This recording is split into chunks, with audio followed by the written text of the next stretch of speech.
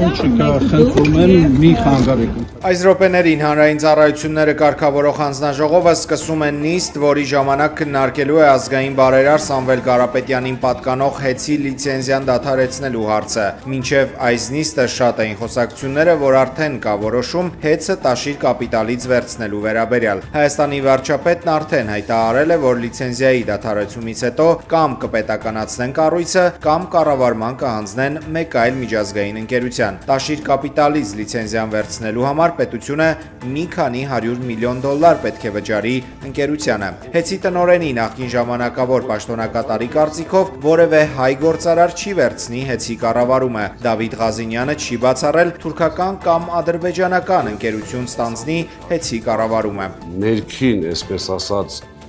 ռեսուրս ունեցող անձին կամ ընկերությունները չեն անի դա, որովհետև դա Սամվել Կարապետյանի դեմ իմ կարծիքով գոնե բարոյական քայլ չէ, հաշվի առնելով, որ խլել են վերջին հաշվով։ Իմ ինֆորմացիայով հանձնաժողովի շատ ցենց ներկայացուցչական կազմով գնացել են Թուրքիա։ Եղել են Թուրքիայում այս վերջերս, հիմա իրենք թող բացատրեն ինչ էին գնացել Թուրքիա նպատակները։ Բոլորը շատ լավ հասկանում ենք, որ այս մեր, այսպես ասեմ, մի թշնամական մյուս ես նույնպես համարում եմ այսպես թշնամական, որովհետև վերջին հաշվով մեր թշնամի երկրի ամենամոտ բարեկամն է։ Այդ երկրների հետ Ադրբեջան Թուրքիան։ Այո, այդ երկրների հետ մեր այս իշխանությունների սիրախաղավոր սկսվել է։ Ես համոզված եմ, որ եթե անգամ գտնեն մի ընկերություն, որը դա ձեռք է բերելու, դա կամ լինելու է ուղիղ այդ երկու երկրներից մեկի ընկերությունները կամ իրենց հետ ինչ-որ փոխկապակցվածություն ունեցող, բայց ոչ իրենց ուղիղ տեսակ։ Մեծ Բրիտանիայի խորհրդարանում պալատի լորդ Ջեքսոնը կազմակերպել է քննարկում Նիկոլ Փաշինյանը, հայ առաքելական Սուրբ եկեղեցու եւ Սամվել Կարապետյանի հետապնդումները թեմայով, հայտնել է մեր ձևով շարժման համակարգող Նարեկ Կարապետյանը։ Նա նշել է, որ բրիտանական խորհրդարանի անդամներ, հոգեվորականներ եւ մեդիա ներկայացուցիչներ միացել են մեջբերում այս կարևոր քննարկմանը նվիրված կրոնական ազատության եւ հայ առաքելական եկեղեցու պաշտպանության հարցերին։ Սամվել Կարապետյանի միջազգային փաստաբան Ռոբերտ Ամստերդամը աշխարհարչակ լրագրող Թաքել Կարսոնի հետ զրույցում հայտարարել է, որ Հայաստանի կառավարության հալածանքները եկեղեցու նկատմամբ տեղի են ունենում առանց միջազգային արձագանքի, քանի որ գերտերություններից մեկի ԱՄՆ-ի պետդեպարտամենտն է որոշում աշխարհում որ քրիստոնյաներին աջակցել, որոնց ոչ։ Շոկային է, թե ինչպես է Հայաստանը ղեկավարում մի վարչապետ, որը կարծես արհամարում է իր իսկ հայկական պատմությունը։ Նրանք հեռացրել են Արարատ լեռը կնիքի վրայից։ Չեն խոսում ցեղասպանության մասին, հարձակվում եկեղեցու վրա։ Երկրի ղեկավարը ցանկանում է հեռացնել կաթողիկոսին եւ ինքը նշանակել նորին։ Ես այս հարցին շատ անձնական եմ վերաբերվում, որովհետեւ ես հնարավորություն ունեցա Հայաստանի դատարանում պաշտպանել իմ հաճախորդին։ Ուզում եմ շնորհակալություն հայտնել Հայաստանի փաստաբանների պալատին, թարգմանչի միջոցով անձամբ իմ պաշտպանական ճառով հանդես գալու հնարավորության համար։ Ես կարողացա անմիջականորեն հանդես գալ դատարանում եւ կարծում եմ արդյունավետ կերպով ցույց տվեցի, թե որքան զավեշտալի էր այդ դատավարությունը եւ մեղադրանքները Սամվել Կարապետյանի նկատմամբ, որն աներևակայելի սկզբունքային քրիստոնյա է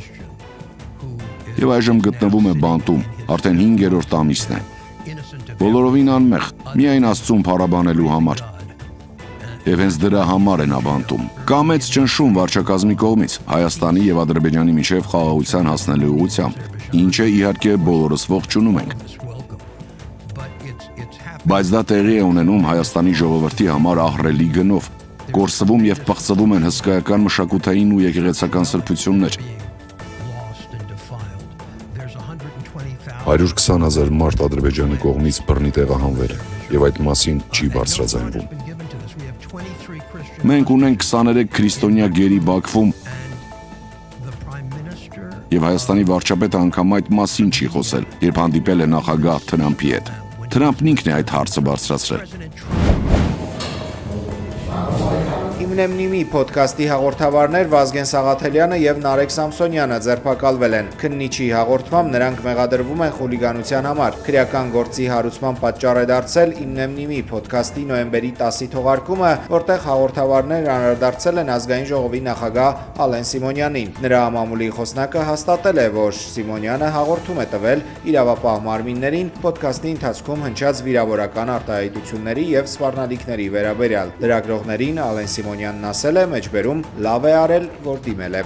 Դիմելում լավ եմ արել, բայց պետք է անել։ Ինչ պետք է անել։ Թեհրանի Ամիր Քաբիր ջրամբարը վերջին տասնամյակների ընթացքում հասել է ջրի ռեկորդային ցածր մակարդակի, առաջացնելով ջրային պահեստի լուրջ պակաս։ Ավելի վաղ Իրանի նախագահը հայտարարել էր, եթե անձրևներ չտեղան, մայրաքաղաքի բնակիչներին ստիպված կլինեն տարհանել։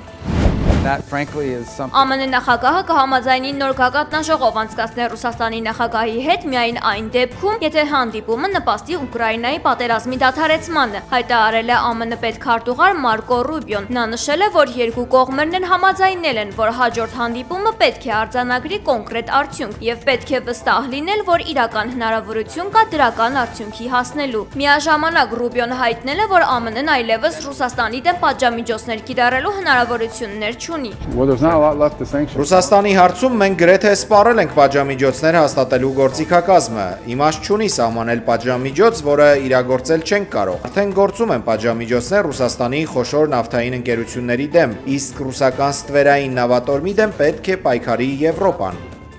Պետքարտուղարը տարօրինակ է համարել, որ եվրոպական երկրները ցանկանում են, որ ԱՄՆ-ն Ուկրաինային ուղարկի միջուկային զենքով հագեցած տոմահակ թևավոր հրթիռներ, բայց երբ Միացյալ Նահանգները ավիակիրներ է տեղակայում իր կիսագնդում, դա ինչ-որ խնդիր է դառնում, ասել է Ռուբիոն։ ԱՄՆ-ում ավարտվել է պատմության ամենաերկար կառավարական շատդաունը։ Երկրի նախագահ Դոնալդ Թրամփը 43-րդ օրը հաստատել է կառավարության բյուջեն։ Նա հարկադիր պարապուրդի պատճառով առաջացած կորուստները գնահատել է $1.5 տրիլիոն եւ դրա համար մեղադրել դեմոկրատներին։